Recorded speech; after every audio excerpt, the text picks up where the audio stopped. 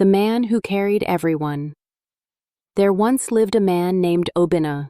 He was not the wealthiest or even the most educated, but in the eyes of his community, he was dependable, a rock.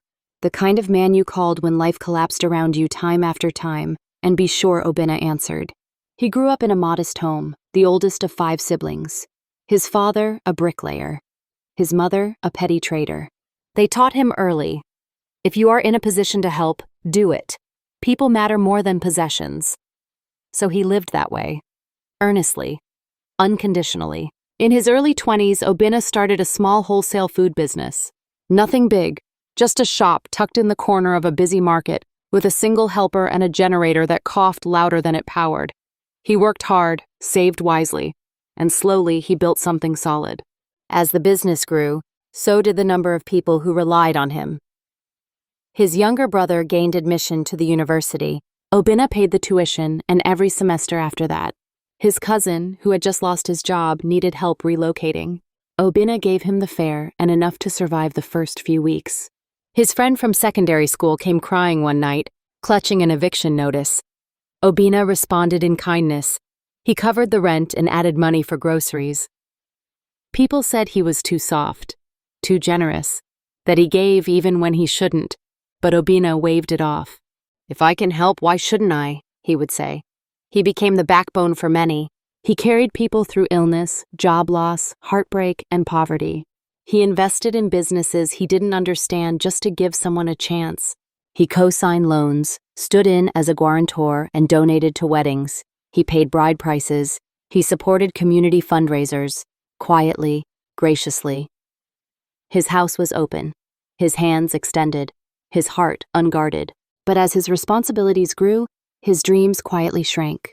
He had once wanted to travel, to study abroad, to build something global.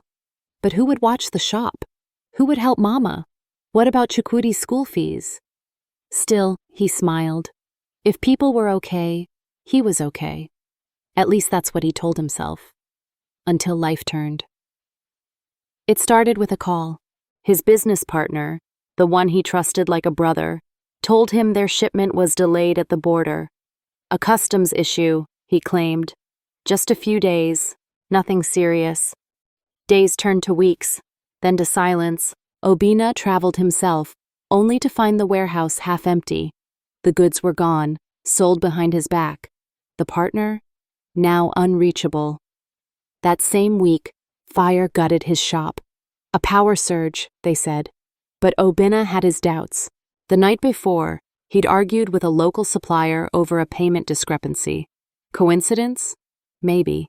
Maybe not. Insurance didn't cover the damage. The following month, his mother fell ill. It was serious. A heart condition. The hospital demanded hundreds of thousands for surgery.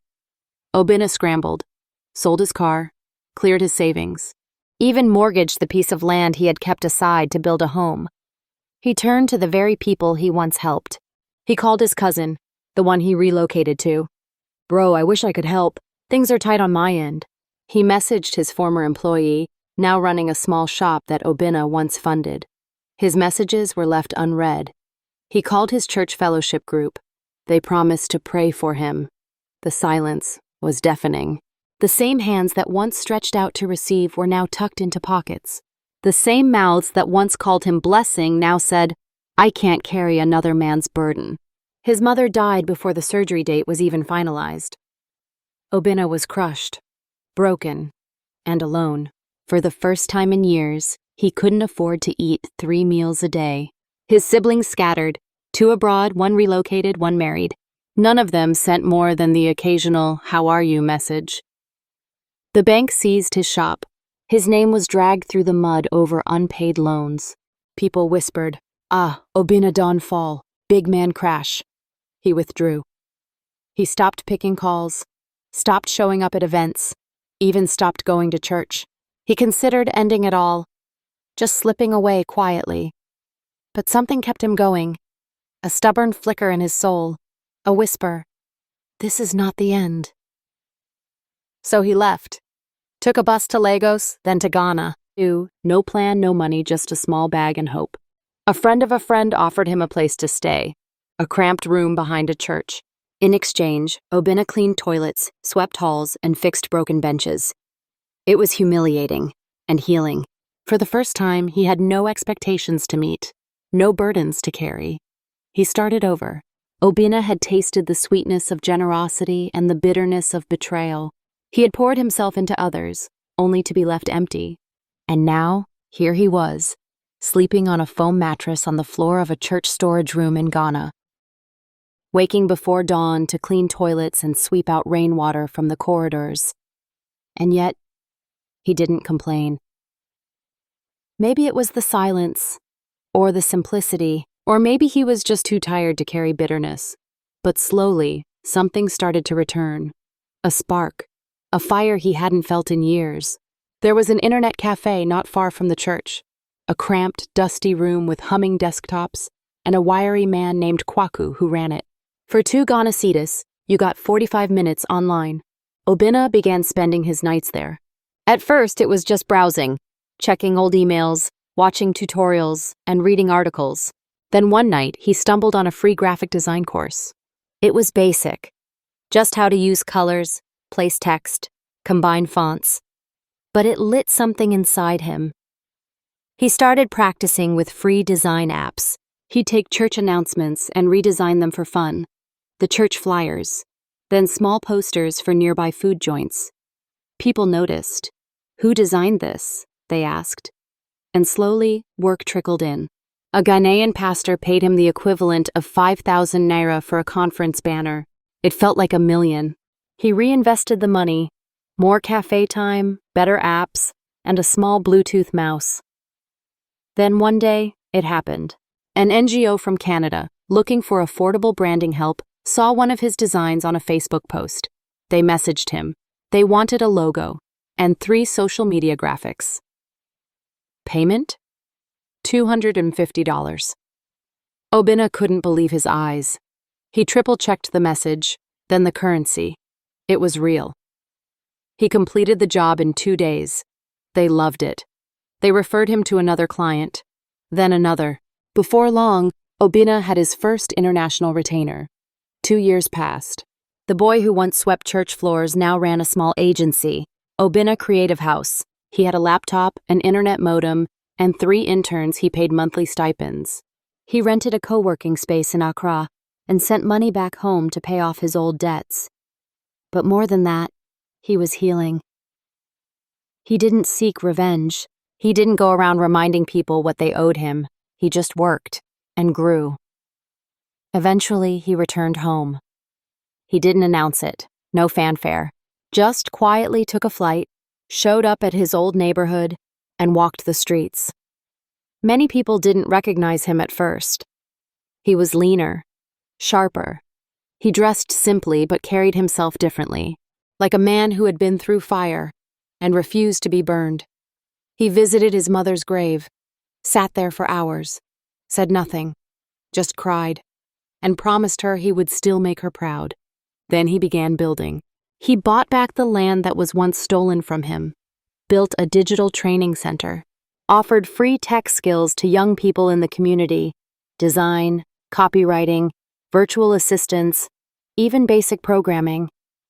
He mentored without making noise, helped without keeping score. He created jobs, paid school fees, restored hope. But this time, with boundaries.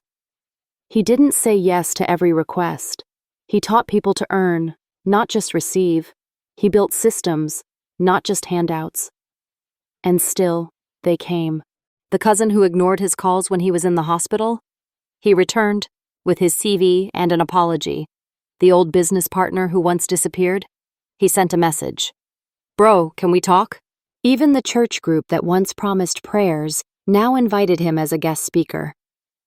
Obinna responded to each one, not with pride, not with anger, but with grace. He would say, I don't hold bitterness. I've just learned to hold myself first. It was a Saturday morning when Obinna hosted the first Restoration Day, an open-air event where he shared his story with hundreds of young people. He stood on the small wooden stage, microphone in hand, wind brushing past his shirt. He spoke of failure, of pain, of betrayal. He spoke of how he gave everything and received nothing in return. He spoke of how he slept on floors and cleaned toilets, all while people who once leaned on him acted like he never existed. And he spoke of how he learned to forgive, not for them, but for himself. You don't have to carry everyone, he said, especially when it's breaking your back. Sometimes you need to let go, so you can grow. A boy in the crowd raised his hand, probably 12 or 13. Uncle, he asked shyly, why did you forgive all of them? Obina paused, then smiled, and said, because carrying anger is heavier than carrying people, and I've already carried enough. That night, Obina sat alone in the garden behind his house. He watched the stars, remembering the old days, the noise of the market, the fire, the betrayal, the loss. But it didn't hurt anymore. It was part of him now, part of the story. He closed his eyes and whispered, thank you. Because in the end, he didn't just survive. He rebuilt, he healed, he rose. And above all, he became the man he always wanted to be. Not the man who carried everyone, but the man who carried himself and still had strength left to lift others. The end. If you enjoyed the story, please subscribe for more interesting stories and help us grow.